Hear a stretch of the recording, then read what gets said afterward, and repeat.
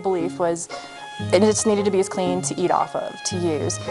Dentists weren't specialized until after the 1960s, so pretty much the dentist was just, you know, one-stop shop. They did everything, so you didn't have any sort of breaking down in like orthodontia. The dental key is actually kind of frightening once you look at it, because it kind of resembles a key to a clock in a way, or a skeleton key. It was an invention that they made back in the 1700s, and they used up through the early 1900s. So this just kind of tells you how dated it was, and it was amazing they used it as long as they did. But pretty much they would clamp it around the tooth and tighten it, and then they would use it to sort of loosen the tooth and then pull it out from your mouth. But while they would tighten it, sometimes they would break the tooth, sometimes they could cause tissue damage, sometimes jaws could break. It's not pleasant. As if visiting a dentist wasn't bad enough, check out the favorite tool of an ear, nose, and throat doctor. The tonsil guillotine, they would slip over an inflamed tonsil and squeeze the trigger, and it would act like a guillotine and slice the tonsil off. And it seems pretty gruesome to me. We actually got the entire collection in, use a tonsil guillotine, but they also use a lot of other methods now to remove tonsils. The surgical amputation kit that we have was used in the 1890s by a doctor out at one of the forts.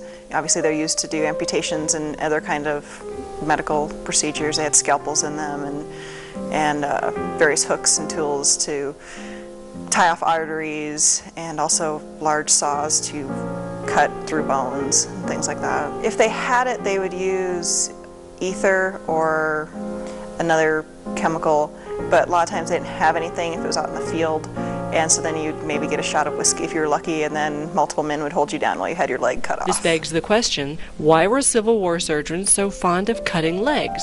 Like during the Civil War, there was just so many wounded people that you couldn't spend that much time on one person, or many others would die. So the easiest thing to do would just be to cut the leg off and sew it up, and you know, prevent that gangrene and things like that, and just move on to the next person. Yeah, when I look at things like that, I'm pretty happy that I was born when I was. You know, everybody wants to be back in the times of the cowboys and Indians and things like that, because it seems really fun, but then you start thinking about the practicalities of life and the hardship of life, and you're like, yeah, I think I'm good with my you know, medical technology and sterilized instruments and cable TV, air conditioning, so it kind of makes you really appreciate what you have, I think.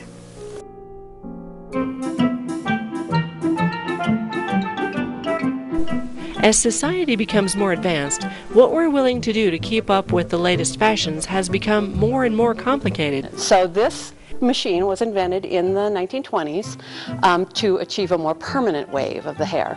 And the way it worked was you would go to the beauty parlor and sit beneath this machine. Your hair was put on curlers, and then each of these clips was attached to a curler. And then the operator at the beauty salon would turn it on, would plug it in actually for about 6 minutes, and electricity would flow through the wires to heat the curlers, and that would permanently wave your hair.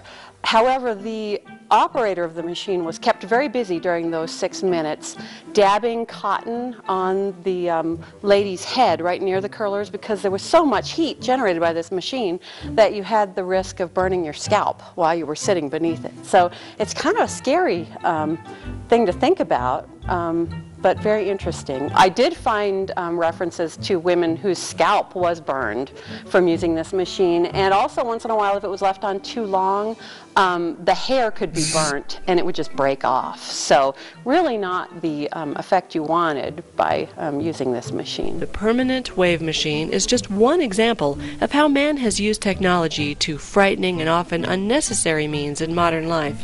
Here's another. You would stand up on this little step here, and it was children and adults who used this machine, and you would place your feet right in this opening here.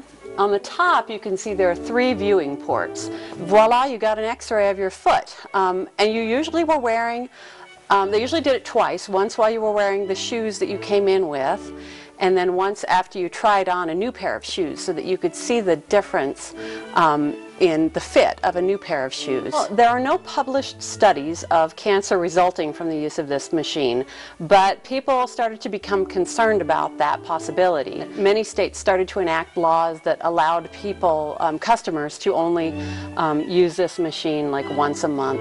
And you really can achieve the same fit for shoes by measuring the foot. That's the way they do it today in shoe stores.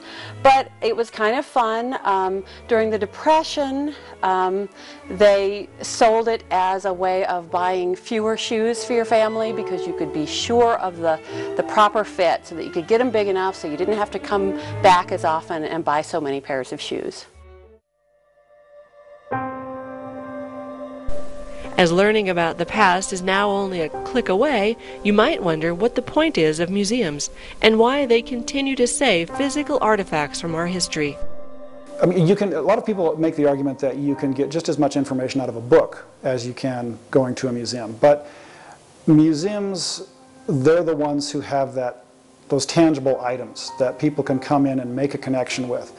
That it's a different thing to read about something in a museum and then see an item that someone once actually used, as opposed to just reading about it in a book. And I think that that's a very powerful thing for people to be able to see something they can relate to and say, well, or possibly say, well, my grandfather used to use something like that, or have it helps history to seem more real, or science to seem more real, or art to seem more real, rather than just reading about it somewhere. Perhaps one of the best reasons for preservation can be seen in this apparent hunk of metal. This item was brought to us a couple of years ago. If someone were to just come across this, it just looks like a beat-up, rusty piece of metal. So on its own, without any context or any background knowledge, it doesn't really amount to much. But as with so many museum artifacts, it's only when you attach the story to it that it becomes a very powerful item